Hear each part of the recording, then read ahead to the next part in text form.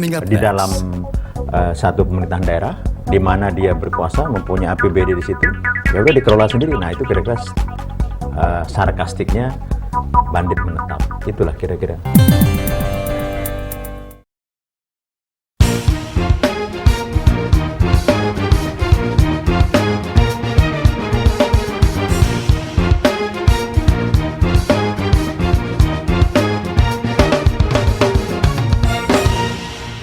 Pemirsa, selamat bertemu kembali bersama saya Peter Gonta di program Impact di QTV. Kita banyak mengangkat hal-hal yang aktual, tapi juga hal-hal yang sebetulnya berdampak jangka panjang di negeri kita ini. Pada hari ini, tentunya kita mengetahui bahwa gejolak ekonomi dunia merupakan satu gejolak yang sangat memprihatinkan. Dampaknya terhadap ekonomi Indonesia tentu ada. Pada hari ini kita akan berbicara dengan seseorang yang sering kita dengar namanya, sering kita baca tulisannya, seorang ekonom dan juga seorang yang merupakan anggota DPR juga dari Komisi 10, yaitu Didik Rahbini. Mungkin saya bacakan sedikit mengenai Didik Rahbini. Ia adalah seorang ekonom dan anggota DPR RI, gelar sarjana 1 diperoleh di Institut Pertanian Bogor. Juga meneruskan studinya di Central Luzon State University di Filipina, seorang pendiri dari Universitas Mercu Buana dan juga merupakan dekan Fakultas Ekonomi Universitas tersebut. Pada tahun 1995 ia tercatat sebagai salah satu pendiri Universitas Paramadina dan juga ikut mendirikan The Institute for Development of Economics and Finance, INDEF. Bung Didi, selamat ketemu lagi. Selamat bertemu. Terima kasih atas waktu yang diberikan. Anggota DPR Komisi 10 membawahi pariwisata, pendidikan dan kepemudaan olahraga. Tapi seorang ekonom. Dan tentunya apa yang ingin kita bicarakan adalah hal-hal yang berhubungan dengan ekonomi dunia dan dampaknya terhadap ekonomi di Indonesia. Kita melihat sekarang ada orang seperti yang namanya Steve Henke yang saya tidak pernah kenal.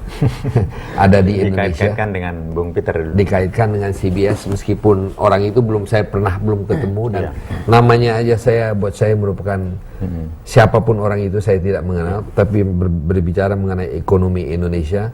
Oleh sebab itu saya ingin hari ini kita berbicara dengan seorang ekonom Indonesia yang berbicara mengenai ekonomi Indonesia. Tapi sebelum itu ada satu kejutan. 3 hari yang lalu atau seminggu yang lalu kalau tidak salah ada satu buku baru terbit dengan kata pengantar dari Dahlan Iskan ditulis oleh Didik Y. Rahbini, tapi judul bukunya mungkin bisa kita lihat. Teori Bandit. Apa buku ini, Teori Bandit, Bung Didik? Ini sebenarnya kajian ilmiah ya dari pemenang Nobel Ekonomi Colson dalam transisi satu negara bangsa dari anarki ke otoriter ke demokrasi itu mengalami titik-titik kritis. Dari anarki? Dari satu situasi negara bangsa anarki. Mungkin dari otoriter dulu ya? Enggak, ada anarki dulu, tidak kacau. Lalu ke otoriter mulai menyatu, kemudian menuju demokrasi. Biasanya stepnya seperti itu. Tapi juga bisa dari otoriter ke demokrasi, anarki dulu, nggak bisa masuk demokrasi. Tapi biasanya kalau di kita sebetulnya otoriter, kemudian ada anarki ya, menurut saya. Iya, ada anarki, ada menuju demokrasi. Sekarang masih anarki atau enggak? Udah enggak? Ini mix signal dalam teori ini agak mix ya. Biasanya dari anarki ke otoriter itu ditandai oleh eksistensi perilaku penguasa, orang yang punya power. Dan biasanya ini metaforanya seperti roving bandit. Bandit yang bergerak datang ke satu tempat mengambil resource ekonomi dihancurkan. Tatanan roving bandit. Jadi bandit yang bergerak ya. Tapi begitu sudah mulai ada kelembagaan, ada aturan, ada tatanan, masih tetap otoriter karena dia kuasa.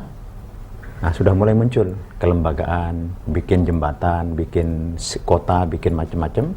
Dan ini benih bagi peradaban dan demokrasi. Nah, ini di situ muncul bandit menetap. Stationary bandit. Nah, inilah yang kemudian awal dari demokrasi. Nah, kasus di Indonesia tidak seperti itu. Otoriter, kemudian mau demokrasi, ada anarki, sekarang bandit bergerak dan bandit menetap sama-sama ikut.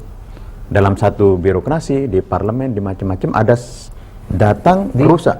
Di parlemen? Iya ya, di beberapa, maksudnya di beberapa, kan parlemen itu kan banyak bidangnya, ada bidang pariwisata, bidang ini. Saya observasi, ada yang tidak bangun tatanan, dibiarkan saja tatanannya, tidak bertumbuh. Karena sekarang ada malfunction of institution. Apa ini? Ya ini ada bandit yang tidak mau menciptakan tatanan, ya udah dilepas saja tatanannya rusak.